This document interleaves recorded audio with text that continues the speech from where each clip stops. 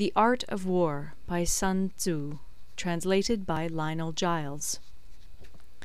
Part 7. Maneuvering. Sun Tzu said, "In war, the general receives his commands from the sovereign. Having collected an army and concentrated his forces, he must blend and harmonize the different elements thereof before pitching his camp. After that comes tactical maneuvering, than which there is nothing more difficult. The difficulty of tactical maneuvering consists in turning the devious into the direct, and misfortune into gain. Thus, to take a long and circuitous route, after enticing the enemy out of the way, and those starting after him, to contrive to reach the goal before him, shows knowledge of the artifice of deviation. Maneuvering with an army is advantageous; with an undisciplined multitude, most dangerous. If you set a fully equipped army in march in order to snatch an advantage, the chances are that you will be too late. On the other hand, to detach a flying column for the purpose involves the sacrifice of its baggage and stores. Thus, if you order your men to roll up their buff coats, and make forced marches without halting day or night, covering double the usual distance at a stretch, doing 100 li in order to wrest an advantage, the leaders of all your 3 divisions will fall into the hands of the enemy. The stronger men will be in front, the jaded ones will fall behind, and on this plan only 1/10 of your army will reach its destination. If you march 50 li in order to outmaneuver the enemy, you will lose the leader of your first division, and only half your force will reach the goal. If you march 30 li with the same object, 2/3 of your army will arrive.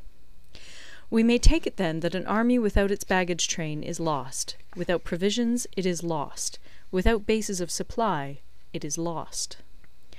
We cannot enter into alliances until we are acquainted with the designs of our neighbours. We are not fit to lead an army on the march unless we are familiar with the face of the country, its mountains and forests, its pitfalls and precipices, its marshes and swamps. We shall be unable to turn natural advantage to account unless we make use of local guides. In war, practice dissimulation, and you will succeed. Whether to concentrate or to divide your troops must be decided by circumstances.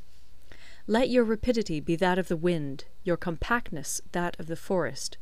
In raiding and plundering be like fire, in immovability like a mountain.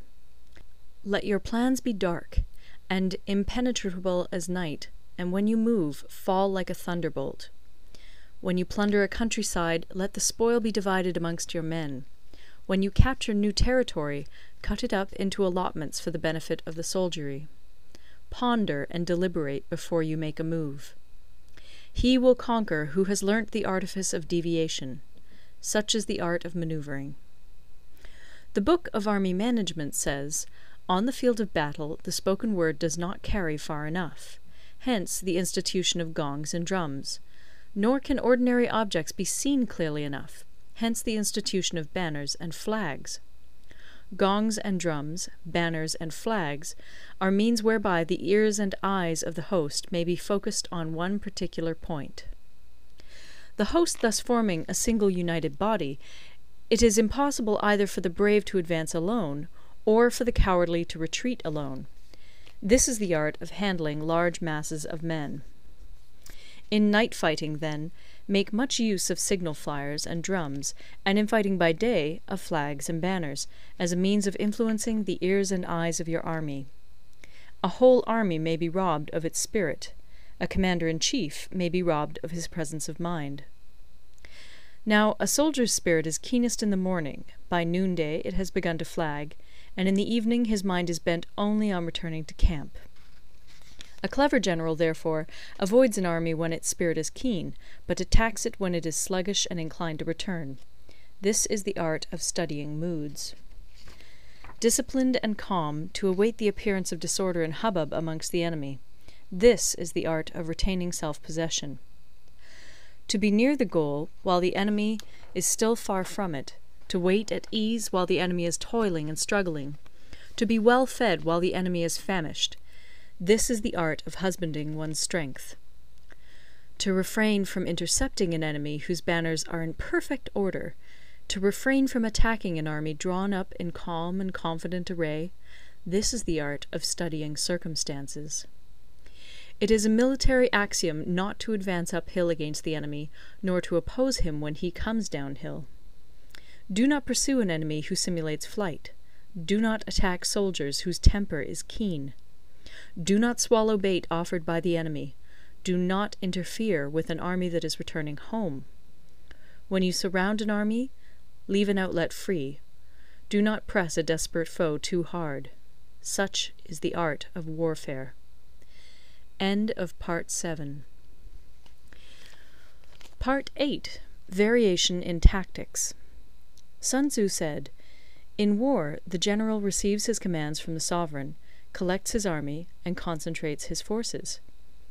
When in difficult country, do not encamp. In country where high roads intersect, join hands with your allies. Do not linger in dangerously isolated positions. In hemmed-in situations, you must resort to stratagem. In desperate position, you must fight. There are roads which must not be followed, armies which must not be attacked, towns which must not be besieged, positions which must not be contested, commands of the sovereign which must not be obeyed." The general who thoroughly understands the advantages that accompany variation of tactics knows how to handle his troops. The general who does not understand these may be well acquainted with the configuration of the country, yet he will not be able to turn his knowledge to practical account. So, the student of war who is unversed in the art of war of varying his plans, even though he be acquainted with the 5 advantages, will fail to make the best use of his men. Hence, in the wise leader's plans, considerations of advantage and of disadvantage will be blended together. If our expectation of advantage be tempered in this way, we may succeed in accomplishing the essential part of our schemes. If, on the other hand, in the midst of difficulties we are always ready to seize an advantage, we may extricate ourselves from misfortune. Reduce the hostile chiefs by inflicting damage on them, and make trouble for them, and keep them constantly engaged. Hold out specious allurements, and make them rush to any given point. The art of war teaches us to rely not on the likelihood of the enemy's not coming, but on our own readiness to receive him, not on the chance of his not attacking, but rather on the fact that we have made our position unassailable. There are 5 dangerous faults which may affect a general. 1. Recklessness, which leads to destruction. 2. Cowardice, which leads to capture. 3. A hasty temper, which can be provoked by insults. 4. A delicacy of honour, which is sensitive to shame. 5. Over-solicitude for his men, which exposes him to worry and trouble.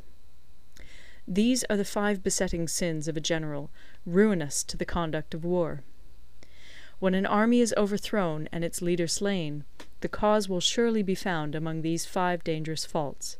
Let them be a subject of meditation. End of Part 9.